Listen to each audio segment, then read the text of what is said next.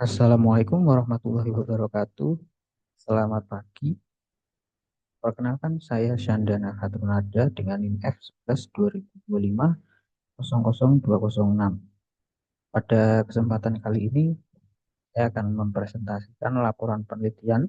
Hasil laporan penelitian berjudul Sistem Rekomendasi Rumpun Jurusan Berdasarkan Skor UTBK Gunakan Algoritma Decision Tree dan K-Nearest Neighbor. Laporan ini ditulis sebagai pengganti ujian akhir semester dari mata kuliah pembelajaran mesin kelompok F11 D402.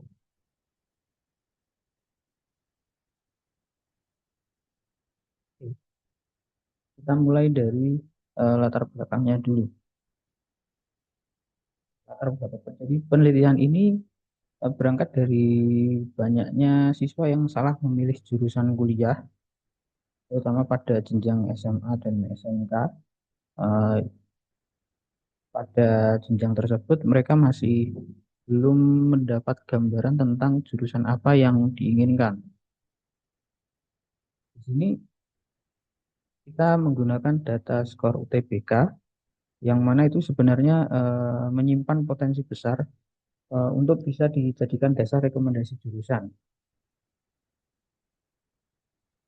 Nah, dari situ saya merumuskan masalah utama diantaranya adalah bagaimana kita mengelompokkan skor UTBK ke dalam rumpun jurusan, lalu bagaimana kita membangun model machine learning. Dalam kesempatan kali ini saya menggunakan algoritma decision tree dan KNN. Lalu bagaimana juga perbandingan performa dari kedua algoritma tersebut. Tujuannya adalah bangun model klasifikasi rumpun jurusan sekaligus membandingkan performa kedua algoritma. Selanjutnya ada dataset dan metode.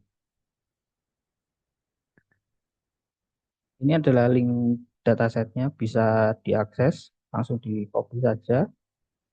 Saya menggunakan dataset dari Kaggle, yaitu skor UTBK SBMPTN 2019. Kurang lebih ada 147.000 data, terdiri dari 4 file. Lalu jurusan-jurusan dalam data ini nanti dikelompokkan menjadi 8 rumpun berdasarkan kemiripan keyword. Untuk metodenya saya menggunakan dua algoritma. Seperti yang disinggung di awal tadi, itu ada decision tree. Satunya lagi adalah KNN. Untuk alur penelitiannya, yang pertama adalah pengumpulan dataset. Ini yang langsung saya ambil dari Kaggle.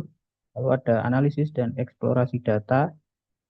Setelah itu ada pengelompokan rumpun jurusan, lalu ada pemrosesan data, setelah itu ada pelatihan model untuk kedua algoritma tadi, yaitu evaluasi model, kita gunakan matriks ya, yaitu perbandingan dan analisis hasil, lalu kesimpulan dan rekomendasi.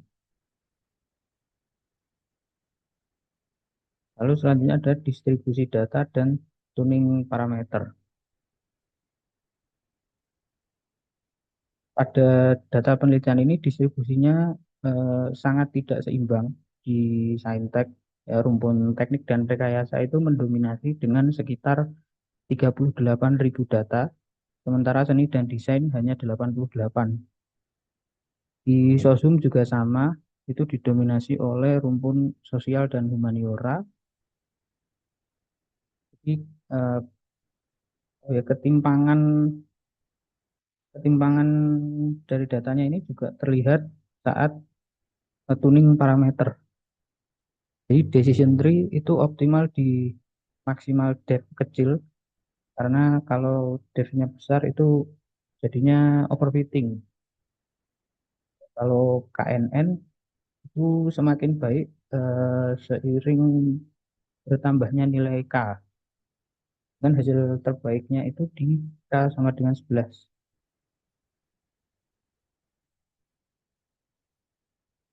Selanjutnya evaluasi model.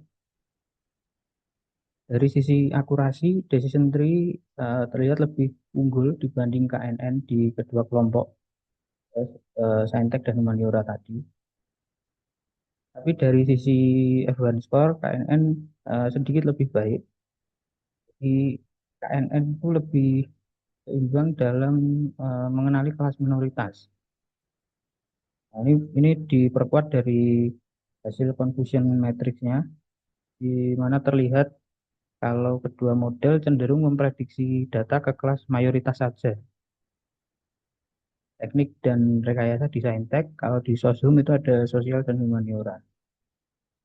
Itu disebabkan karena pengaruh distribusi data yang timpang tadi.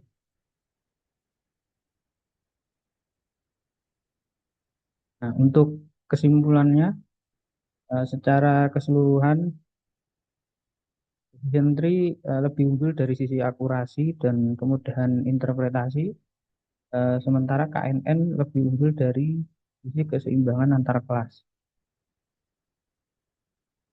Keterbatasan dari kedua model ini sama masalahnya. Yang yang jelas itu dari distribusi data yang sangat tidak seimbang, terlalu dominan di satu sisi begitu. Untuk untuk saran pengembangan ke depan mungkin bisa menerapkan teknik SMOTE, SMOTE itu untuk mengatasi imbalance data. Terus kita bisa coba algoritma lain, misalnya random forest. Terus bisa juga nanti sistem yang sudah jadi ini diimplementasikan ke aplikasi atau website. Terus nanti bisa juga mungkin menambahkan data data-data UTBK dari tahun-tahun yang lain, karena ini kan hanya dari tahun 2019 ya. Jadi bisa ditambahkan dari tahun-tahun yang lain.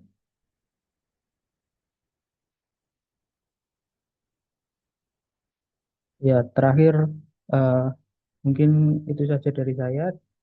Demikian presentasi penelitian saya. Terima kasih atas perhatiannya. Kurang lebihnya mohon maaf. Wassalamualaikum warahmatullahi wabarakatuh.